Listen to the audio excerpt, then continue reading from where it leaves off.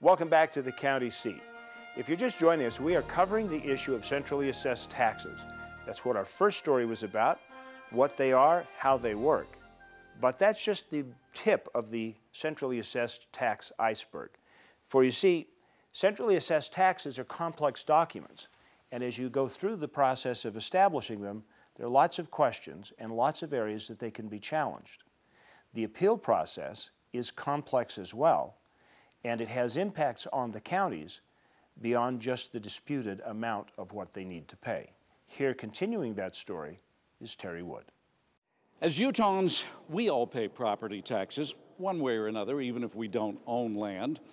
What do you do if you don't agree with your property tax assessment, though?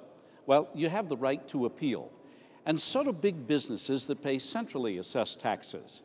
But appealing can be very costly, and it can take a long time. You work your way through the court system, and you can eventually end up here at the Utah Supreme Court. 2 months after a company files its annual report with the State Tax Commission, the Commission will issue its determination of the company's value. Then the business has 30 days to appeal. And disagreement is almost as inevitable as taxes. Sometimes we do appeal valuations based on what we think is fair and prudent for customers. And the times that we have appealed those valuations, we have prevailed. Counties can also object, either individually or as a group.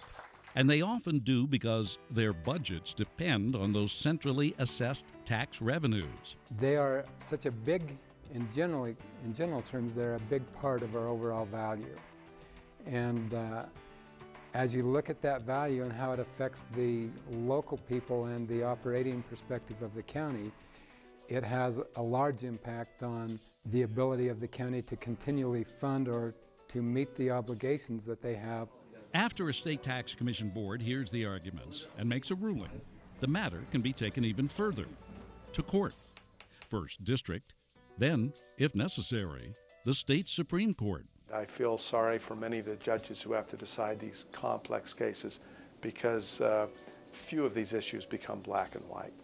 Sometimes when they file an appeal, those appeals are not able to be resolved promptly. In some circumstances, they will carry over for 1, 2, or more years. And that is exactly what happened after a series of appeals by Rocky Mountain Power. In 2006, the company sold for more than $9 billion, whereas its tax valuation was just short of $3 billion. The power company's tax assessment was based on physical property. The sale was based on many other factors, like its revenues and growth projections. There are lots of other items that come into the sale of a company as opposed to its property. And if the tax is intended to tax the real property that we use to serve customers electricity, it should be based on the physical property. As these battles rage, critics contend big business almost always has an unfair advantage. You've heard the cynical interpretation of the golden rule, he who owns the gold sets the rules? Well, these critics say businesses often prevail with high-powered attorneys, lobbyists, political contributions, and public relations experts. In many other legal cases, there comes a point when counties will just cut their losses. A lot of the counties just kind of felt like, what's the point? Or do we really get anywhere with it? And so at that point, a lot of those appeals were just settled. Taxpayers are a lot of times painting a very, poor picture of their, business enterprise and how they're, if they're even going to be in business in a few years, and everything's really, really bad and not going too well for them. And then, 2 years later, they'll have a sale that's, well over what they were, their appraisers were coming in and valuing the exact same property as. And that's the big question here, the fair share. So what do you do if you think you're not getting a fair deal? Or if you don't like the way the taxes are being dispersed? Everyone involved has the right to appeal personal property taxes, but it is costly. Takes a lot of time and a lot of money. And it has an effect on all the rest of us. How? We'll discuss that coming up in the County Seat. I'm Terry Wood. Thank you, Terry, for that report. We have spent the entire half hour so far covering this complex issue of centrally assessed taxes, and it is a complex issue. By now, you should have a fairly good understanding of what it is and how it works and some of its problems. For the balance of the show, we are going to turn our attention to looking at possible solutions. To help us with that, we have our two guests today, Larry Walters, who is a professor at the George Romney Institute of Public Management at Brigham Young University. Thank you for joining us. Thank you. And Mark Altum, who is the Davis County Treasurer, and they will be joining us for a discussion on where we might go from here to solve the problem. Stay with us. We'll be back in just a minute with the county seat.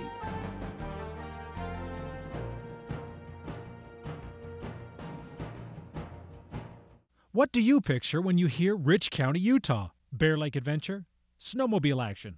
Pristine skiing? Spectacular solitude? Well, if that isn't what first came to mind, then you just don't know Rich County. The Bear Lake Monster Polar Plunge, snowmobiling Monte Cristo, ice fishing Bear Lake, skiing the backcountry, fishing at the Cisco Disco. Come and find out what you never knew you were missing. Rich County, Utah. So, what brings you to town? What brings anyone to St. George? A couple rounds of golf, a little relaxation. What, is that all? Is there more?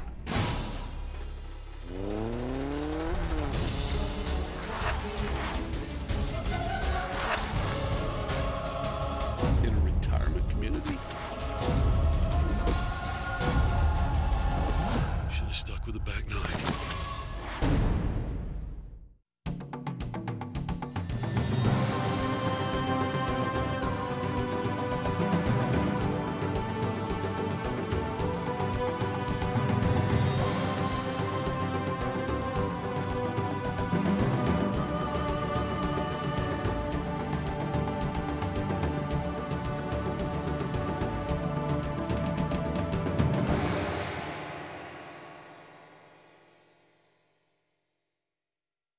Almost 45% of the oil produced in Utah, 7.8 million barrels, comes from Duchesne County.